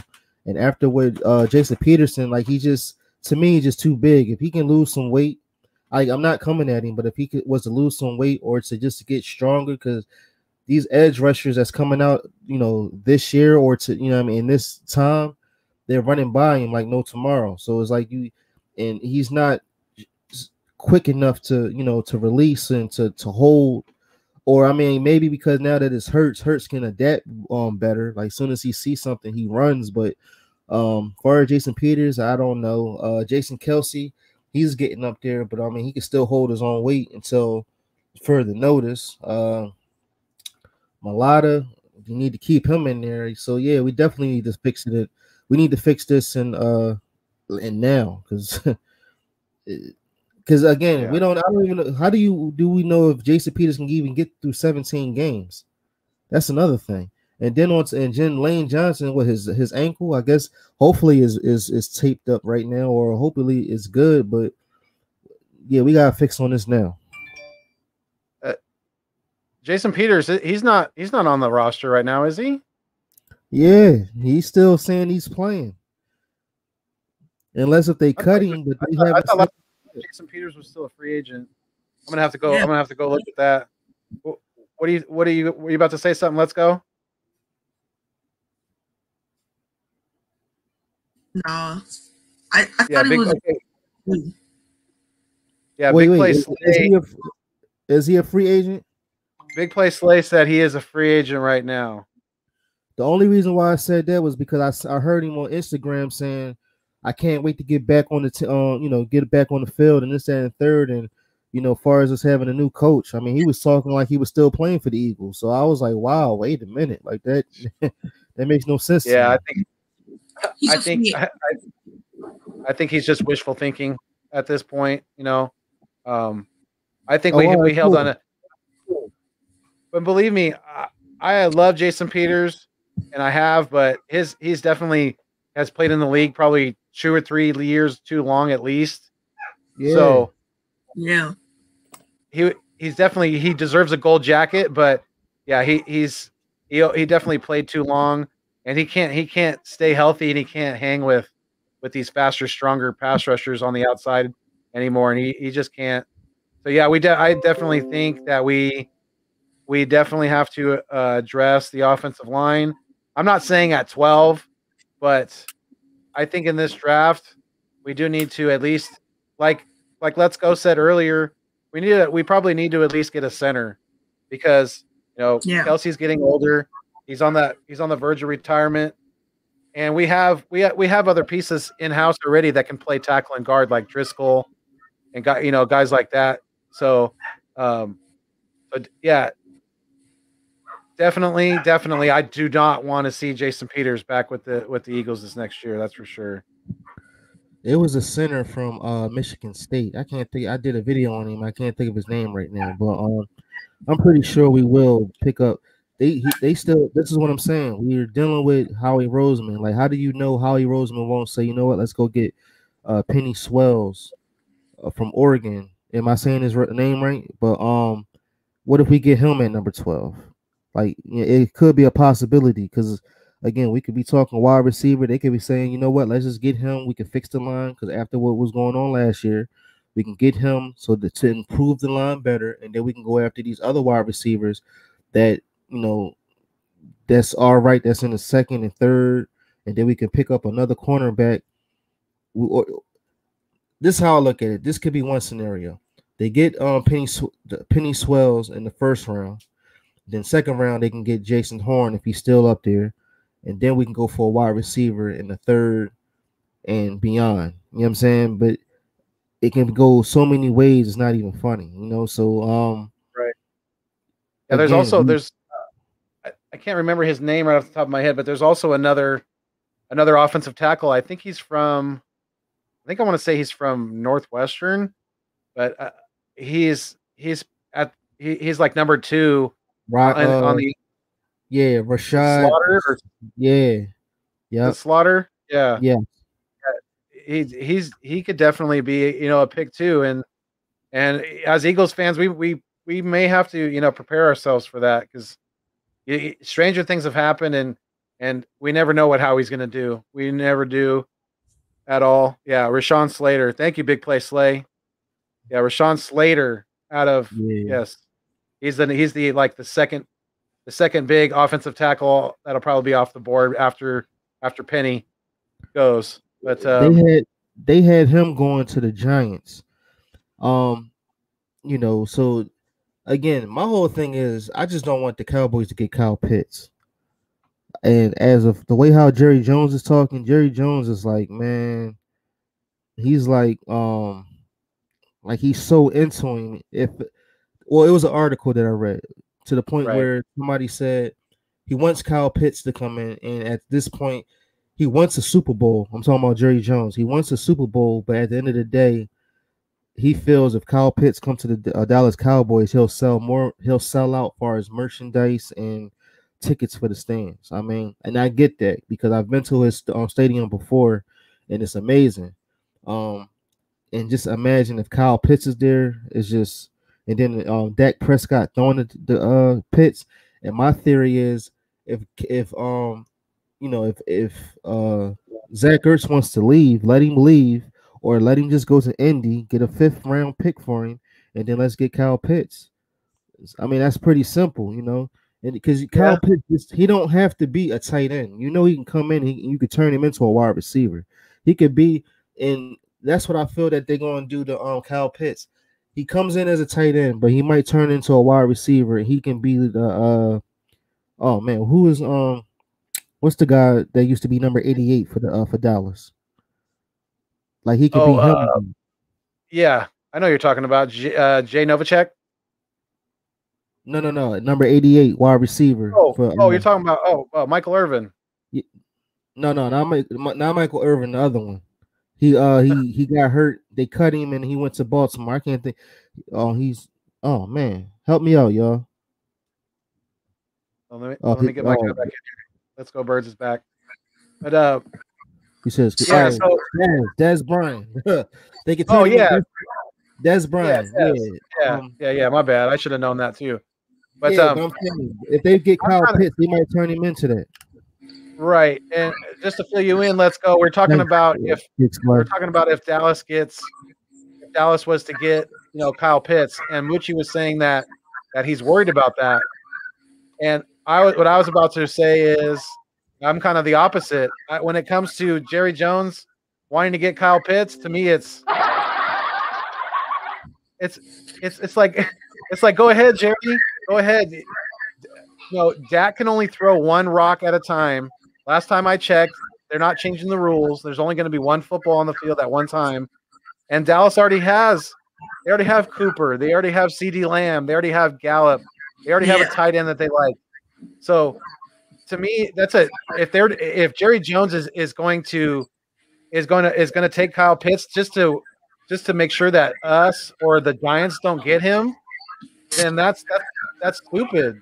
You're not doing your team the service that you should be, because their need is at corner, and they should be getting either Patrick Surtain or J.C. Horn or maybe Caleb Farley at 10. But if they reach for Pitts, then to me that's just a joke. I mean, what do you think? Let's go. I mean, I'm sorry I wasn't here. First of all, my computer died. You're good. You're good. You're good. Yeah, but I mean, you could go ahead and do that. You know, that just creates. You know, I mean, it's a good problem, but at the same time, it's a bad problem because you just drafted, you know, a rookie that's supposed to be a steal at 17. You know what I mean? I mean, that creates a lot of issues, you know, about who's going to get on the field. You know, enough people aren't going to get the ball, and then there's, you know, going to be some locker room issues, you know, and then that leads to bad playing on the field. And plus, people are going to say Dak Prescott's going to come back stronger, whatever.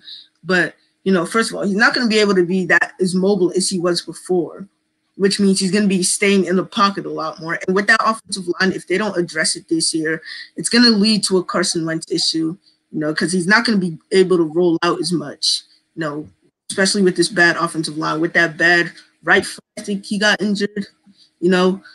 So I'm glad he got better, but he's not going to be as good as he was before. So he got overpaid, you know, and he's definitely not going to live up to that contract, in my opinion.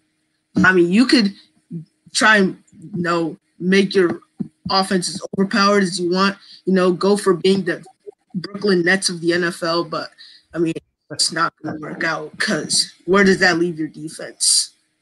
That's a great point. That's a very good point, and it's a good comparison too with the Nets. Very good comparison. I like that. I do.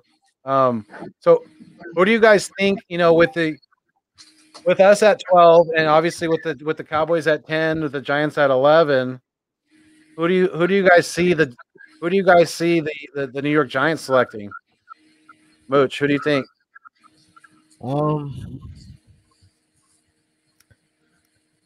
See, I don't know if they're gonna go wide receiver or again if they're gonna go after that Slater that we just got first, Rashawn or Rashad Slater. Yes. Or they might go for Jalen Waddle. You know, so they might go for a wide receiver. As far as the Cowboys too, like you said, I mean he been like us, just like what Let's Go just said. You made a valid point, but at the same time we're talking about Jerry Jones, and when he wants something, he'll get it. Just like he did with us as far as CeeDee Lamb. He grabbed CeeDee Lamb from her right under us, and you know, but they supposed to Cowboys, if they don't get Kyle Pitts, they're gonna go for a cornerback. And for us, again, we're dealing with Howie Roseman. So if we don't get a wide receiver or a cornerback, I just don't know. I just felt good. Like I said, I felt good that we had gotten Eric Wilson because that I think he's a key player. And that's another thing. You always buy low to get high. You know what I'm saying? So it's like I think that's the reason why too. Like you know, he's a undrafted linebacker, and we paying him on the low for the low. So it's like I thought because we getting him now, Michael Parsons is definitely out of the you know conversation. So I mean I don't know. That's who I see that they're getting. Yeah, I mean, I think to me, I would rather the Cowboys get. I'd rather them get Pitts over Michael Parsons because, like I've been saying, Michael Parsons to me is a generational talent. He's that kind of hybrid that you don't come across too often. He's like a probably once in maybe about 10 years type of talent. Mm-hmm. So I don't want to see Michael Parsons on Dallas or on New York. You know, if he gets selected before that, that's fine. But I don't want to see him in the division because he's gonna be a headache definitely for whoever has to game plan against him. But yeah, let me give some shout outs to some of the people that have been commenting. Definitely want to thank everybody that's been in the show so far. Shout out to Nightings. Shout out to Big Play Slay. Shout out to Lindy Endzone. Shout out to of course Moochie. You chimed in earlier as well. Shout out to Bashir Randall for coming in on the show as well earlier. But yeah, thank you guys so much for joining the show, for commenting as well. Definitely enjoying doing this.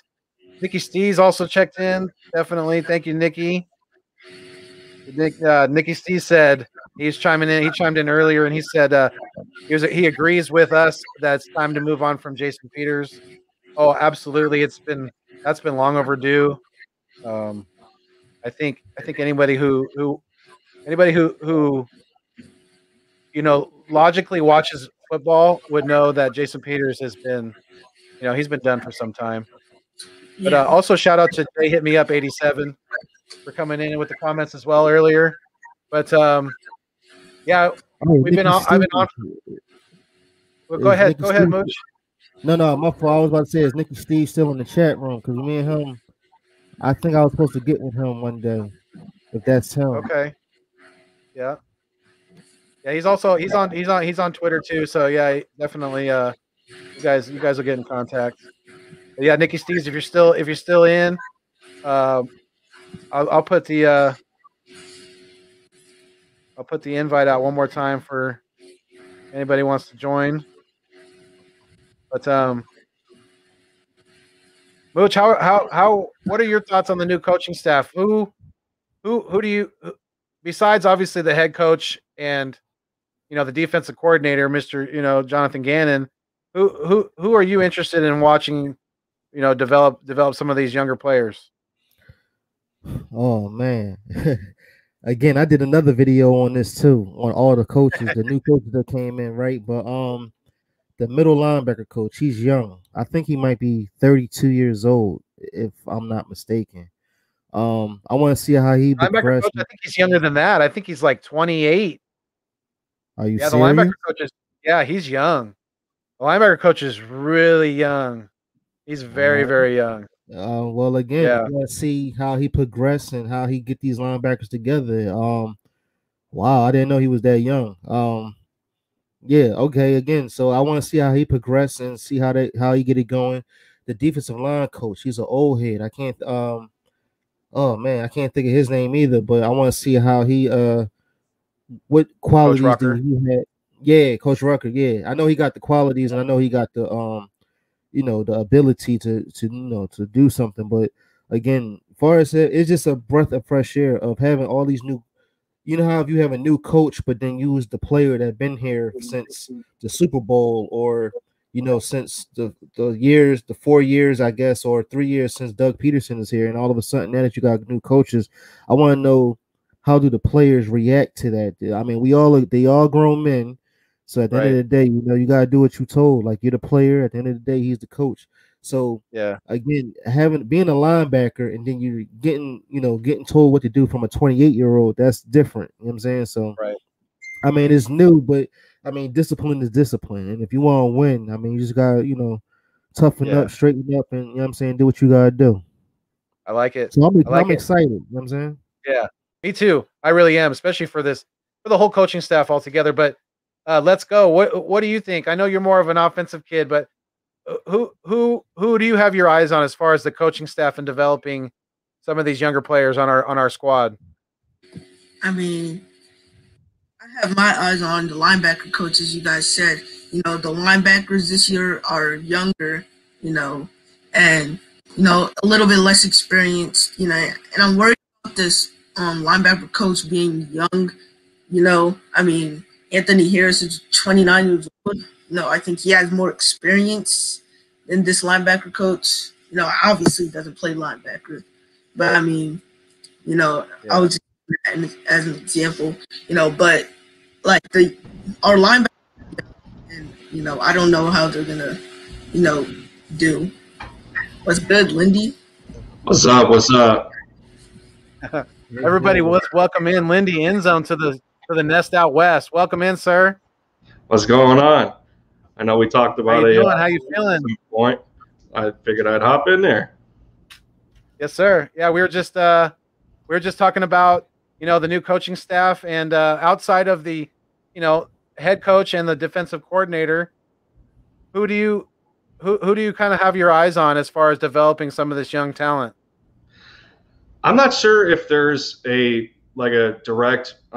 I'm not sure if it's direct for me in any way, because there's a lot of intrigue as far as the coaching staff goes. I know there's some young guys in here. Jonathan Gannon and Sirianni are around the same age. They're in their late 30s. Tracy Rocker he's kind of middle-aged. I think he's about 54 or something. He might be even older than that. But he was very good at what he did. I know he coached for Tennessee and a couple of other schools, so he's been around quite a bit. One of the more intriguing spots I think is our linebacker coach or the assistant coming over from Minnesota. He's only 27. So he's as old as some of the players on our team right now. And right, that's what I'm saying. Yeah. There's just something about him that Jonathan Gannon kind of trusts, and what they built up with that defense with Mike Zimmer and everything. So if anything, I'm kind of intrigued to see what he does. Awesome. Yes, I mean, we were definitely talking about that young linebacker coach that we got, because he is very, very young. So it's going to be interesting to see, how he kind of adapts to being a coach, to being, I think he's going to be able to, being that young, he's going to be able to relate with the players because he is a former player as well. So, definitely, I think he's going to be good. I think, like you said, Rocker, definitely another one to keep your eye on, is he has experience. I think him and Stout are like the two seniors on the coaching staff, because I think pretty much everybody else is under 40. I think they are. It's like everybody else is in their 30s, or like we just mentioned, the linebacker coach is in their 20s. But Lindy, what do you think? Nick Rallis. That's his name, Nick Rallis. Yes. I searched it in a minute. Yeah, that's the linebacker coach, right? Yes. Yep. Correct. Yep. So, Lindy, what do you think about, who do you personally want to see us get at 12? I'm not staying or I'm not being swayed any other direction. Honestly, I still think we need a franchise corner. Like I've explained it quite a few times. So, I mean, I sound like a broken record at this point, being on Let's Go Birds stream and with Philly Notion and everything. Moochie, you remember, you were there. I was hanging out with you and everything. I'm stuck on that franchise corner. It's either Surtain or J.C. Horn for me. I know there's people attached to Caleb Farley right now, and he's got those back issues that he has to work out, man. And I know he's got work on a second injury, and it was minor, and it's nothing too necessarily to be afraid of. But we're talking some physical specimens here, especially with their athleticism. But if it's me, I don't know. It's hard to sway away from Surtain and how he plays as a corner, where he comes from more of a technical standpoint, and being able to know where to stay in the receivers' hip pockets and everything, and really disrupt their routes instead of coming at it from an aggressive standpoint. I think he'd be perfectly complementary next to being the partner for Darius Slay on the outside. But I mean, between him and J.C. Horn, you can't go wrong. I think that's what benefits us at 12 is the variety, at the cornerback position that we can go, especially not knowing the direction of other teams of what they're going to take. Gotcha. I like the answer. So, I mean, I think we definitely, in my eyes, we definitely have to address defense. And I think now that we've moved back to 12, I think the answer there is corner. And I do agree with you, Lindy. I like J.C. Horn or Patrick Surtain. I think either one of those two would be a great pick and a great, addition to the defense, and a great, opposite to big play Slay. So, there's a couple things I want to ask you guys. I'm going to do a thing called sink or swim. So next year, so if they're going to succeed, they're going to swim. If they're going to fail, they're going to sink. So next year, coming back off an injury, Brandon Brooks, Moochie, do you think he's going to sink or swim? He's going to swim. because he's been out for so long. He lost weight. I'm pretty sure he got stronger. He should hold off big men. You know what I'm saying, as far as the technique of what I've been seeing. Again, like I follow his Instagram, and after I see how the techniques and how he do the swim moves and arms situation, he's quicker. Again, if Jason Peterson did this, I'll be all for it if Jason Peter was still on the team. But as of right now, he's not going to sink. He's going to he definitely going to live up to what he was, what he's supposed to do. All right. Let's go. What do you think? Brandon Brooks, is he going to sink next year or is he going to swim? I mean, I think he's going to swim. Like Moochie said, he got stronger. He's lost weight, But, I mean, it was a significant injury, though. It took him out for a whole NFL season, which is like, 4 months? That's a long time. But, he's a fighter, He's come back from injuries before, and I think he's going to swim. Philly Mike hanging up in here. What's going on? Philly Talk Podcast. Good, Mike. Nice. What's up, Philly Mike? Heck yeah. Shout out to Philly Talk Podcast. Definitely. Philly Mike's in the house. But Lindy, what do you think? Brandon Brooks, is he going to sink or swim next year? So this could go either way, to tell you the truth, and here's why. Now, as we know with this offensive line and how successful they were, especially in the Super Bowl season with the amount of depth that they had, there's one thing that's going to keep Brandon Brooks from either sinking or swimming, and that's Lane Johnson. These two, as a tandem together, they're better with each other, as a complementary pair on the field. And depending on how healthy they stay, Lane Johnson's supposed to be cleared in about less than a month with his ankle. We're talking two players that have, sustained a similar injury over the course of a couple of years now. So because they play the best when each other is on the field at the same time, that's going to be the determining factor for me. But from a mental standpoint, I have to say that Brandon Brooks is going to swim. And, we're talking about a guy here who, he's already come out in that he suffers from anxiety, and he's got some pretty bad anxiety issues that he goes through. And, one thing I'll give Carson when he was here is that, from that perspective, he was with the veterans, he was very connected to them and, very supportive in that fact. And Brandon Brooks was one guy that pointed that out about a former teammate, and him not backing down, going through 2 Achilles injuries. So if I know Brandon Brooks, he's going to power through this like he always does. And the same thing goes for Lane, because it's just the love of football that they have.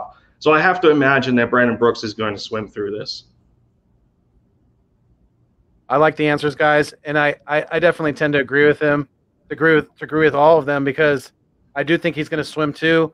I have been watching his rehab and recovery, and some of the things he's been doing look pretty amazing, especially for a guy of his size. Like he does like straight jump from the ground onto boxes that are, probably like 2.5 to 3 feet tall, just straight from the ground. Yeah, a guy of his size. That's pretty damn good. So yeah, I definitely tend to agree with you guys. I think he's going to swim, and I definitely hope so. And I definitely agree with what Lindy said. I'm going to piggyback off of that. Especially he's got that mental toughness, fighting through the anxiety issues and things like that. So, and I know people who suffer from things like that. So, that is not an easy thing to deal with. So. Especially for somebody of who is under a microscope like he is as a professional athlete. Yeah, it's just a shame at this point that age is not on their side anymore. Brandon Brooks is going to be 32, going on 33 soon. Lane Johnson's in his 30s now. I think he's going to be 31. So the more these injuries pile on, the less longevity they're going to have. So as long as we don't have an offensive line rotation as last year with 14 different lineups in 16 games, then we're going to be in I think we're going to be in better shape then. I agree. Yeah, and we talked about this a little earlier in the show. about whether we need to address the offensive line in this upcoming draft, because we are getting older, and we do have some talent that that's already in house, that proven can play at the NFL level to a degree and can play guard and tackle. So, but we definitely, I think we need to address somewhat of our offensive capital into, somewhat of our draft capital, I should say, into the offensive line. But staying into this sink or swim and staying on the offensive line, we're getting close to the 2-hour mark. So I'm gonna go for another probably about 10 minutes or so, and then I'm probably gonna get going. But Andre Dillard, guys, what do we think? Even if he isn't an Eagle the whole season this next year, is Andre Dillard gonna sink or is he gonna swim? Mooch, what do you think? Now that's hard to say because is this his third year? Real quick, is this going to be his third year or fourth year? I believe it's his third year. I believe this will be his third. Yeah, third. Yeah, because he technically missed all of last year. So yeah, he was a 22nd, 19 draft. Third year. Yeah, so he was a first rounder, and then when he came in, he wasn't doing so good. Like they said, I don't know if he had anxiety or some depression issues too on the sideline, because they said it was something was going on. Then he was out for a whole year.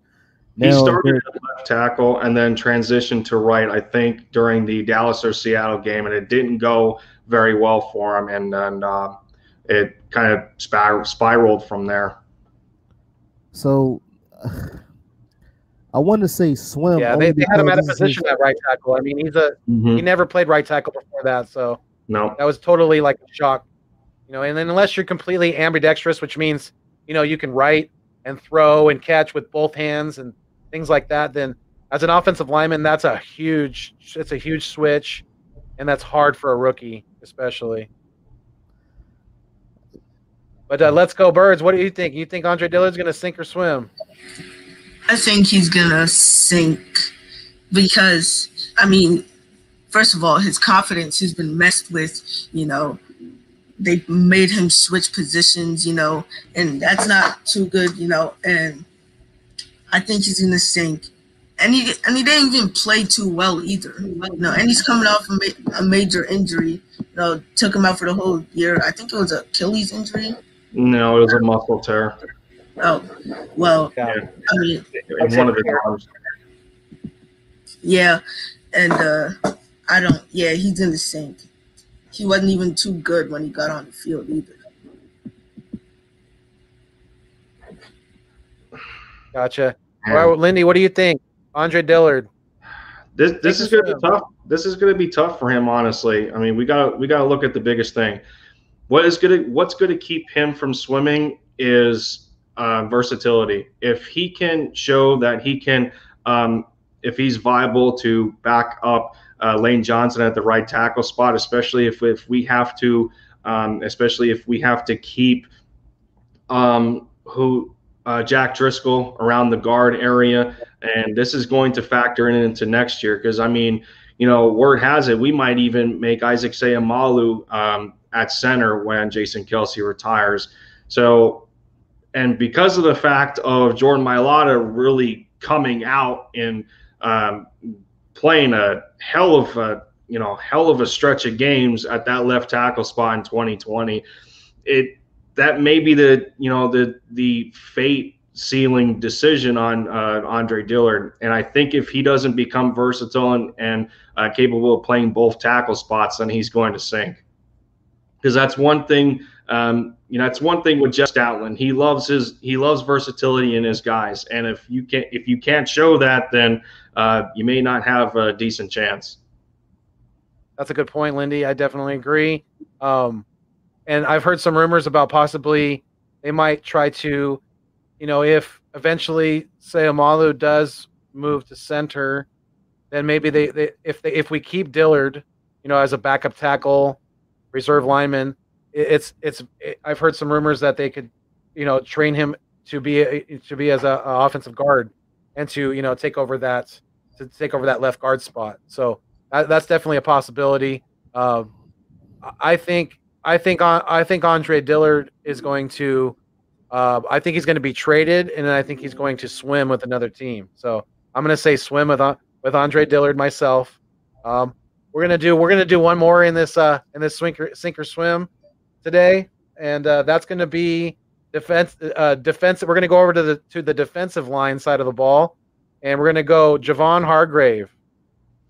Mooch, do you think Javon Hargrave is going to sink or swim this year?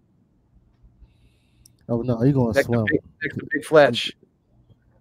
He's going to swim just because, again, we got a new defensive coach, a defensive line coach. He's going to get back intact again. With Jim Schwartz, they done messed up everything. Jim Schwartz and Doug Peterson, they done messed up so much that we got to get back into tune. So again, we got new coaches. I'm pretty sure, and just with Dillard, they're gonna, because Nick Sirianni got a new defensive scheme. Offensive scheme, and Shane Stanage. They all got something brand new for everybody. So it's gonna be something different. That's why I'm saying swimming with everybody, because again, we got new coaches. Hargrave, he's gonna get back into his essence of what he did with the Steelers, and again, because of Jim Schwartz not, putting pressure, applying pressure, not doing nothing. I guess they thought because he was Hargrave and what he did with the Steelers, I guess they thought, well, since he's there, he's going to do his job. But again, he's going to swim, pretty much. Okay, all right. I like it. Let's go. So what's your take on that? On Javon Hargrave, defensive tackle, is he going to sink or swim in 2021? I think he'll swim. I think he'll, the way he was used last year. I mean, he didn't, get too much, he wasn't too good in the run support. But then again, we didn't get too much pressure with, Jim Schwartz not blitzing enough, So I think, with this new defense and with this, new defensive coordinator and Jonathan Gannon, I think Javon Hargrave will swim. And he'll get, a lot more sacks than what he did. Definitely. Okay. Lindy, what do you think? So, I mean, this has to be a swim situation. Whatever we want to call the offseason of 2020 heading into the regular season week 1, whatever we want to call that as far as preparation for the team's sake. Javon was on the short end of the stick with, the majority of the entire team, if not the whole team in the first place. He went through a similar injury that Andre Dillard did, so it shortened his time even further. We're talking about a player who came over from Pittsburgh, who predominantly runs a 3-4 defense, so the looks are a lot different than what he's used to in a 4-3. As we knew, Jim Schwartz, a defensive coordinator, the way he ran his defense was predominantly about the defensive line getting pressure. And if they can't get home, everybody else suffers, in the second and third level. So with I think with this better balance that we're going to have, especially defensively with Jonathan Gannon, seeing a little bit more cover two, utilizing the safeties a little bit more, and, just having an all-around more balanced system rather than depending on, guys like Fletcher Cox and then Javon Hargrave coming in 2020 being one of the highest paid tackles on the team. Brandon Graham, we talk about Fletch, we talk about BG. These guys aren't getting older. And then you got guys like behind them like Josh Sweat, Jannard Avery moves to linebacker. So the depth is thinning there at that spot. But, this is a situation where Hargrave has to swim, and I think he's going to. Yeah, I tend to agree with you guys, because I think he's going to swim as well. We especially with, obviously the offensive line has to give their due attention to Big Fletch in the middle, but also, Josh Sweat's going to emerge this next year, and with the addition of Eric Wilson at linebacker, I definitely think we're going to be bringing more linebacker blitzes and things like that too. So that's going to, put some of the attention off of the the defensive tackles in the middle and things like that. And he's good against the run too.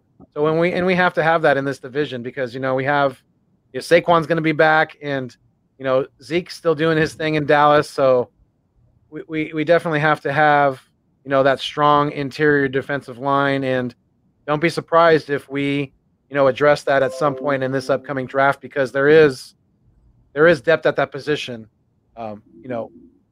later on in this draft. So but yeah, I think I'm going to get going here pretty soon here, but before I do, I definitely wanted to thank Let's Go Birds for being my guest today, and for Mooch and Lindy. But definitely let everybody know, let everybody who's watching, and also anybody who watches later, where they could find you on YouTube. What's good? This is Moochie Robinson. I got my own channel. I post up basically every day. I took off Saturday and Sunday, and I just hopped on right here. So tomorrow I will be having another video. So definitely check me out at Moochie Robinson. And until then. Yes, sir. Yes, sir. I appreciate you hopping in on the show, Mooch, and dropping that good content like as always, and helping me out with the live stream. I appreciate it. But let's go. Let everybody know where they can find you at as well, my man. Sports Talk with Letsgobirds. I try and upload every single day on NBA, NFL news, Madden videos, and skits from time to time. So subscribe and turn the bell for more of that, y'all. Appreciate you for having me on. You're very, very welcome, sir, and I appreciate you coming on. We'll do it again soon. Lindy, your turn, sir. Let them know. Well, I appreciate you letting me come into the stream a little bit late here, get my thoughts in. And, these two guys in Moochie and LGB, Moochie I just met, the two of you, Nest Out West just met you, but, LGB was one of the first guys I streamed with, and, just continuing the experience of, meeting new YouTubers and content creators. But as for myself, Lindy Enzone, I'm finally halfway to 100 subscribers, doing a pretty good job here. Recently took up the Dallas Mavericks as my team for posting content for them. So I'm hoping to get something going on tomorrow with a Sixers content creator. We got a big game tomorrow. 76ers come to Dallas. It's going to be huge. So yeah, you guys can find me on Twitter at the same handle, and come with me for the journey. What's good, Joey Shakes? Yep, I was just about to say that. Joey chimed in. He said, "Great show, guys." Absolutely. Thank you, everybody. Thank you, everybody who chimed in on the comments.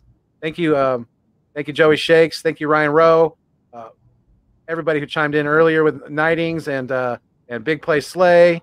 And Mitch Kofsky checked in, all the commenters out there. Yeah, definitely, you guys check out everybody who's been on the show today. Lindy, Moochie, LGB, definitely, you guys go sub them up, go check out their channels, and let's keep spreading the love around and keep paying it forward. So yeah, definitely appreciate you guys coming in on with me today. And much love to all of you. Be safe. And until next time, all right? Fly, Eagles, fly. Yep. Stay mean, stay green. Thanks for viewing me on your stream. You guys are awesome. Peace, guys. All right. Peace.